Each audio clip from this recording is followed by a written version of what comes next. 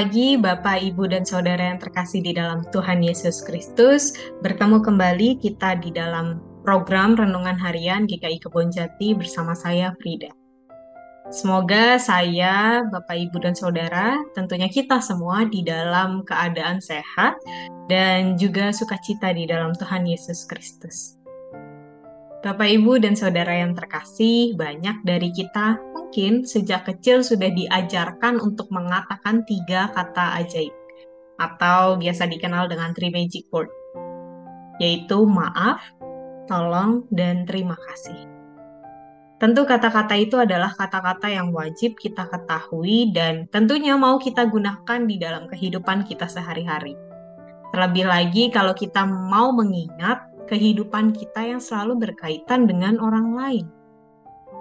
3 kata ajaib ini akan sangat berguna dan membantu kita supaya kita bisa mengembangkan kehidupan yang lebih harmonis lagi di antara kita dan sesama kita.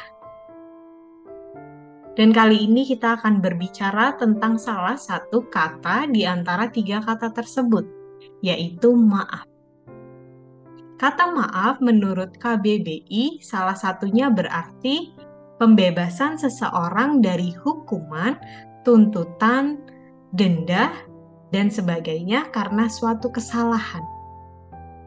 Jika kita meresapi lebih dalam lagi kata maaf, tentu arti kata maaf akan lebih dalam lagi artinya dibanding dengan yang dirujuk dari KBBI tadi. Terlebih lagi dalam prosesnya. Mengatakan maaf mungkin membuat kita merasa lega karena kita mendapatkan pembebasan itu. Kita sudah mengatakan dan mau meminta maaf. Kemudian bagaimana dengan memaafkan? Orang yang memberikan maaf, apakah hal memaafkan bisa kita lakukan selalu dengan baik dan benar? Dan pada akhirnya nanti kita juga mendapatkan pembebasan tersebut. Apakah kita juga mendapatkan hasil yang sama, kebebasan itu? Proses memaafkan setiap orang akan memakan waktu yang berbeda. Setiap kasus juga memiliki waktu yang berbeda antara satu kasus dan satu yang lainnya. Jika misalkan ada anak kecil melakukan kesalahan seperti menumpahkan segelas susu di lantai dan anak tersebut mengatakan maaf, maka tentu kita bisa memaafkan sembari memberikan contoh kepada anak tersebut bagaimana seharusnya proses memaafkan itu berjalan. Anak tersebut bisa belajar dari apa yang kita lakukan. Namun hal ini berbeda ketika kita beranjak dewasa. Dan ketika kita sudah bergulat di dalam permasalahan yang semakin rumit, semakin hari semakin rumit kita alami. Dan kita terlibat di dalam suatu permasalahan yang rumit tersebut. Ada orang yang melakukan kesalahan kepada kita. Apakah kita dengan mudah memaafkan? Jawabannya tentu setiap orang berbeda. Jawabannya ada pada waktu. Proses memaafkan setiap orang berbeda-beda. Mengambil waktu yang berbeda-beda. Memakan waktu yang berbeda-beda. Memaafkan memang bukanlah hal yang mudah. Namun bukan berarti kita tidak bisa melakukan hal tersebut. Resapi setiap proses dalam memaafkan setiap orang. Resapi setiap proses ketika kita mau meminta maaf. Dan tentu kita mau mengundang Allah di dalam proses tersebut. Kita meminta Allah untuk membantu kita dalam proses meminta maaf maupun memaafkan seseorang.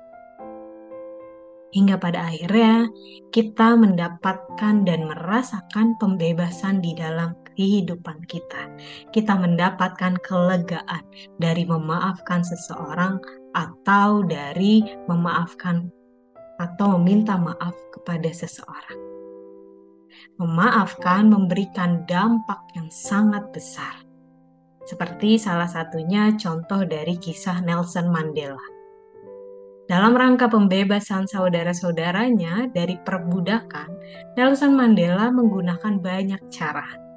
Cara halus bahkan hingga cara yang kasar atau menggunakan kekerasan. Nelson Mandela pun juga masuk ke dalam dunia perpolitikan. Kerja keras yang dia lakukan untuk membebaskan saudara-saudaranya membuahkan hasil. Dia harus dipenjara selama 27 tahun lamanya. Waktu yang sangat panjang. Hingga pada akhirnya banyak sekali orang yang menyuarakan untuk dia harus dikeluarkan. Untuk Nelson Mandela harus dibebaskan. Hingga pada akhirnya dia pun dikeluarkan dari penjara tersebut. Ketika Nelson Mandela keluar dari penjara, dia tidak marah atau menyuarakan kemerdekaan dengan kekerasan atau menyuarakan dengan perang. Mandela tidak melakukan hal itu. Namun, yang dilakukan Nelson Mandela ialah meminta maaf atas apa yang sudah dia lakukan. Mandela sudah berdamai dengan dirinya sendiri. Dia mau mengampuni orang lain sehingga dia bisa meminta maaf juga atas apa yang dia lakukan. Banyak pihak melihat hal ini, melihat bahwa seharusnya yang meminta maaf bukan hanya Mandela saja, tetapi banyak pihak. Dan mereka pun juga meminta maaf atas apa yang sudah mereka lakukan. Yang dilakukan Mandela menghasilkan pembebasan yang besar. Dan hal ini mengingatkan kita dalam surat Efesus yang ditulis oleh Paulus. Di dalam Efesus 4 ayat yang ke-32 mengatakan, "Hendaklah kamu ramah seorang terhadap yang lain, penuh kasih mesra dan saling mengampuni, sebagaimana Allah di dalam Kristus telah mengampuni kamu." Allah telah lebih dahulu mengampuni kita. Mari kita juga sebagai umatnya saling mengampuni.